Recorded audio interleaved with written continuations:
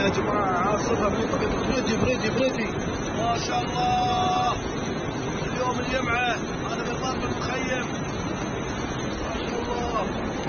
الساعة 12:30 الحين الظهر.